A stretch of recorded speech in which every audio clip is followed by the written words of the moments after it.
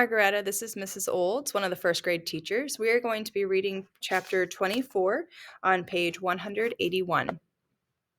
The week after Jackie left, I started vacation Bible school at Rocky Creek Baptist Church. I told Bertha I didn't want to go, but she kept telling me how much I was going to love it. I went to vacation Bible school every summer when I was a girl, she said. I loved everything about it, the games, the crafts, the songs. She went on to tell me about making a bird feeder by putting peanut butter on a pine cone and rolling it in bird seed. The lanyards? I must have made about 100 lanyards. She laughed and shook her head.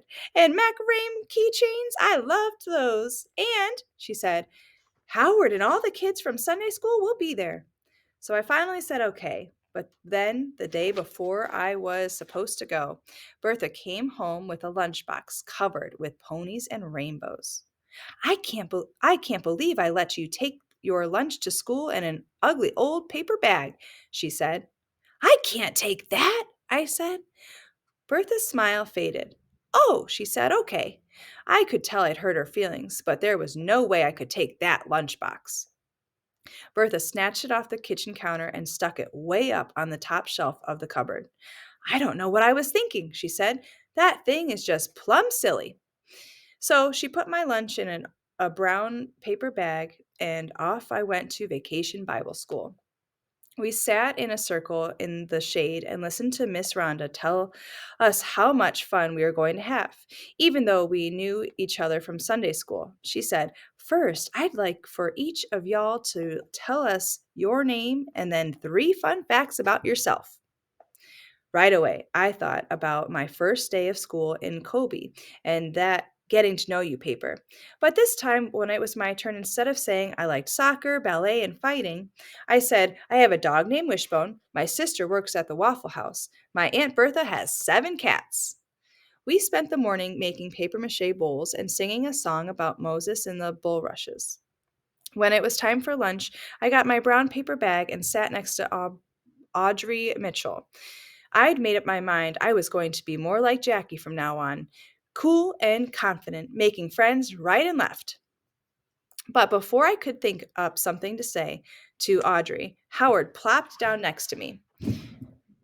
Burl wrote Jackie a letter, he said. For what? He shrugged. Lenny snatched it right out of his hand, and they got in a fight. Burl chased him around the house, cussing, and broke a lamp.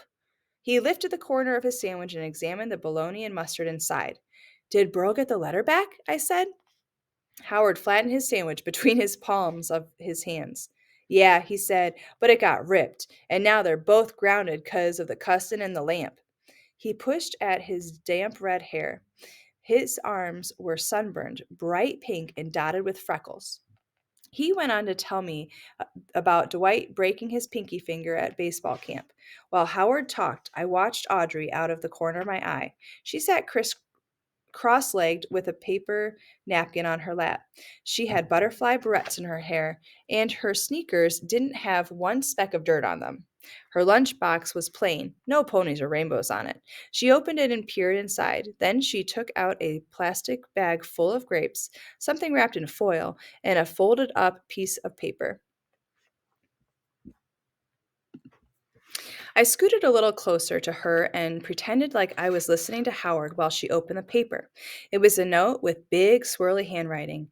When she put it down on the grass next to her grapes, I squinted at it, trying to read it. And Cotton had 2 ticks on him, Howard was saying, so Mama made him strip down naked right there in the yard. A couple of kids giggled, and I shot Howard a look. Nobody wanted to hear the word naked while they ate their lunch, but Howard went right on talking like he didn't even notice. Just then, some girl I didn't know said, Sit here, Audrey, and patted the ground next to her. So Audrey scooped up her grapes and sat and stuff and moved away from me and Howard, leaving the piece of paper behind. Right away, I slapped my foot down on the top of it. While Audrey and the girl chatted away about swimming lessons and soccer camp, I snatched up the paper and stuffed it in my pocket. What was that? Howard asked. What was what? That paper. What paper? That paper in your pocket. Nothing. Howard wiped at a dab of mustard on his shorts. Okay, he said. All afternoon, While we read Bible stories out loud and watched Miss Rhonda's teenage son do magic tricks, I thought about the note in my pocket. Every once in a while, I reached in and wrapped my fingers around it.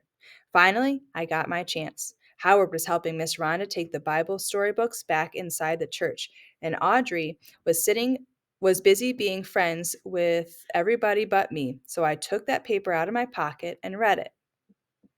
Have fun at Vacation Bible School. I will be missing you. I love you very much, Mama. I quickly folded it and jammed it back into my pocket. I looked over at Audrey, linking arms with some girl and whispering. I closed my eyes, and in my mind, I became Audrey, a girl with perfect sneakers and a friend to whisper secrets to, and a mama who wrote, I love you very much on a note for me.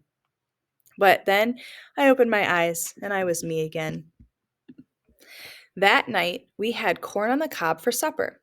I counted the rows of corn on my cob and I couldn't believe it. Exactly 14. That was on my list of things you can wish on. I counted one more time to make sure and then I closed my eyes and made my wish.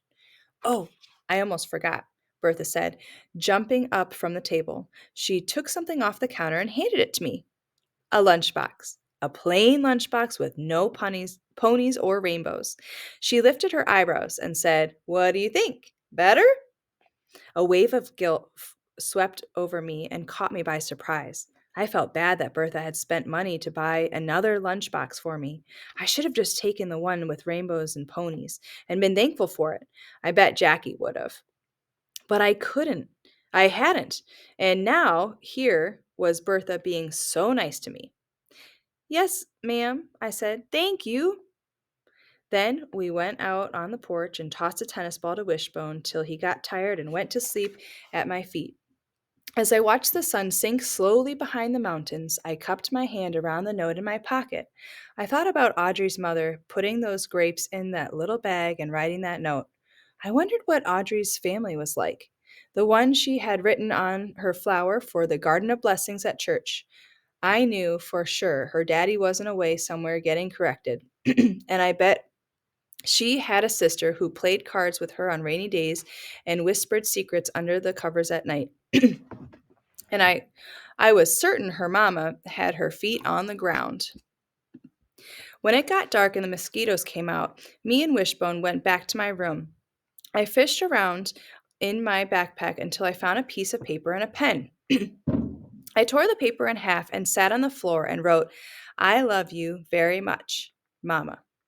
Then I folded the paper up and tucked it under my pillow before turning out the light and kissing Wishbone on the top of his head.